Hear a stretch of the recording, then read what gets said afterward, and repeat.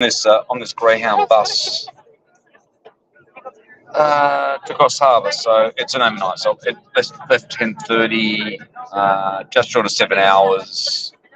I think it stops along the way. I don't know, 1:15. I don't know whether it's going to be Taree or somewhere.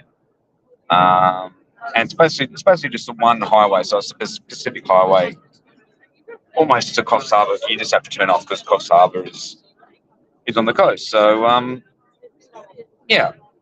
But yeah, so I checked into the YHA youth hostel and sort of was resting up in the afternoon. But yeah, it was just like pretty big thunderstorm. So yeah, a lot of rain, thunderstorm.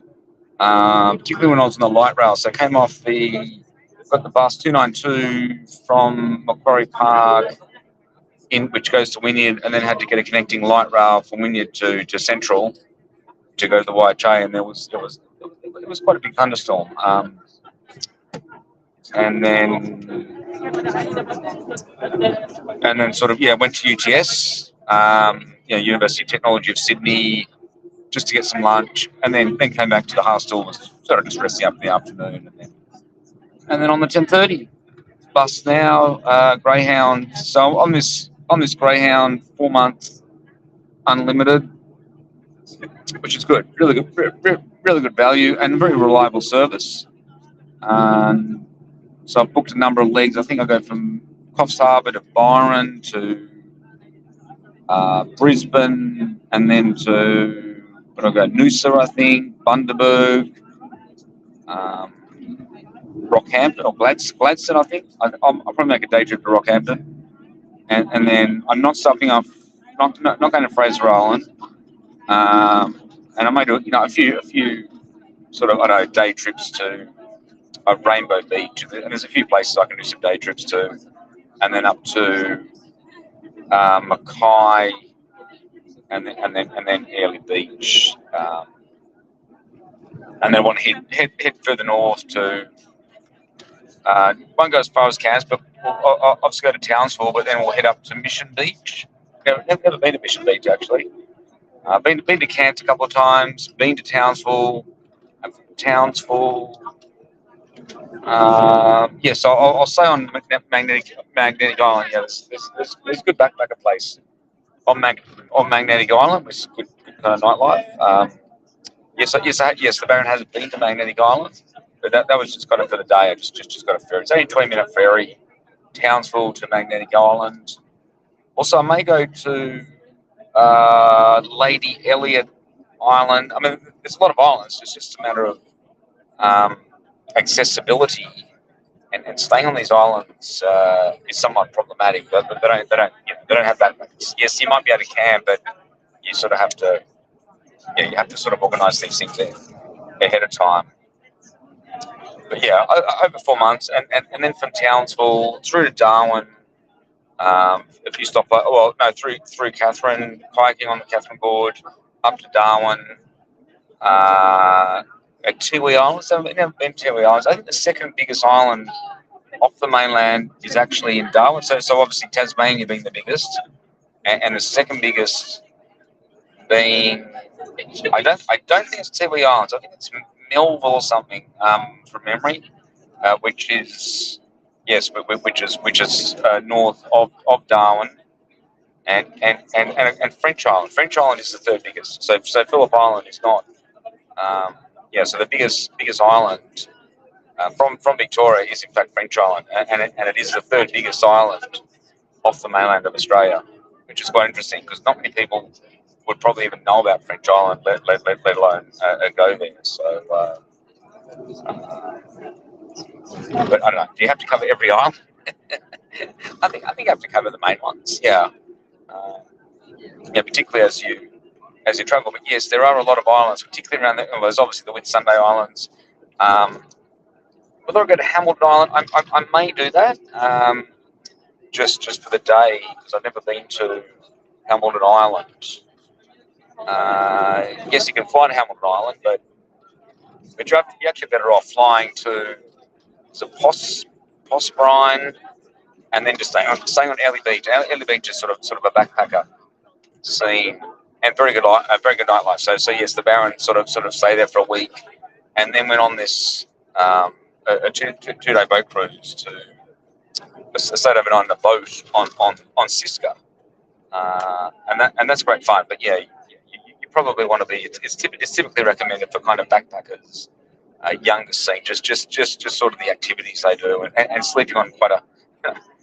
It's not a pretty big boat, so it's going to be interesting in itself. Yeah. But it was great fun, yeah, and highly recommend that particular company, Siska. In fact, they offered me. They said I could actually volunteer to actually work on the boat, but I don't know. I don't think I can really schedule that at this point in time. But and of course Byron Bay. So yes, Byron Bay. You can go to Nimbin. You can go on like on a hippie tour, and the Baron did that last time, a hippie tour to Nimbin, and yeah, you can also go kayaking with dolphins. It's become quite popular. I haven't, and the Baron will do that when in Byron. I remember Julian Rocks. You can go snorkeling off Julian Rocks. Also gliding. I thought gliding was pretty good. And not far from Byron Bay, you can go gliding. So I don't know. There's quite a lot of activities everywhere, but Byron Bay is itself a fantastic spot, and it's the most easterly point of from Australia, and you can walk up to the lighthouse, and because it's the most easterly point, you get the best sunrise. So you get up early, 6:30 or something, and you get the best sunrise. So, and of course, in terms of sunset, I think over in Broome or over in Western Australia. And incidentally, they had in Exmouth, they had what was it, the eclipse, the solar eclipse. Was that a year or a couple of years ago? And the Baron was going to go there because, yes, the Baron did go there and, of course, went swimming with whale sharks, if you can recall. And, yeah, highly recommend swimming with whale sharks, but they had the solar eclipse there previously, but I don't know, the flights were they were just kind of all booked out or really expensive. And the solar eclipse, typically it's dark. The sun, I don't know what exactly happens. I don't know, it's dark. It's dark in the middle of the daytime. I don't know, the moon crosses the sun. I don't know exactly, but yeah, it could be quite interesting. Suddenly it's just dark for a period of time in the middle of the day. And so yeah, I guess these things are kind of one-off experiences. And yes, the Baron did want to schedule that, but it just wasn't practical because the flights were too expensive. So, but ended up going to Exmouth just weeks after, and went swimming with whale shark. And also, I thought the nightlife was very good in Exmouth as well. Some of the clubs or some of the partying they have on the streets, which is good. Okay, and yeah, and incidentally went to Sidebar tonight. Sidebar is probably the best, one of the best clubs now. Really central. It's central Sydney. It's next to the Wake-Up Hostel, and yeah, very good. And they don't really, yeah, during the week they don't have I think they have a cover on Saturday nights, maybe on Thursday nights, but it's generally free during the week, which is good. It's open until about 3 a.m. in the morning. And quite a good nightclub. But tonight they had a bingo. I know some Taylor Swift bingo thing. I don't know exactly what it was, but the Baron went there and yeah, just had sort of an hour before the bus. So on the tennis front, I don't know. Well, Djokovic is still number one. So yes, he hit the 400 weeks. So he's up to 415 weeks or something now. I'll have to have a look, but. I guess with Djokovic, I guess he's sort of in the point that if he can just stay number one, or the time that he stays number one in this patch, how many weeks will then he, will he get to a 450? Will he get to a 500?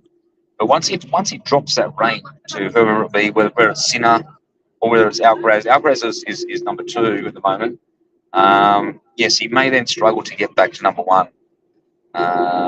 Just because of his age. I mean, he's kind of 36, and he's also got these players of Alcaraz and Sinner, and of course lost to Sinner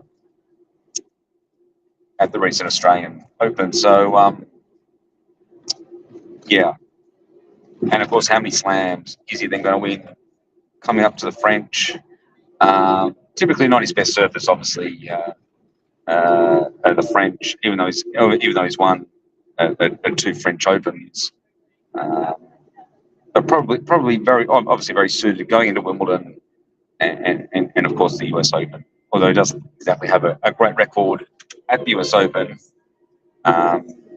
in comparison to Australian Open. But then again, well, Nadal's kind of injured anyway, and there is no Roger Federer, so I think he pretty much owns now Wimbledon, US Open, but maybe not the French. But yeah, how many weeks is he going to come in at number 1?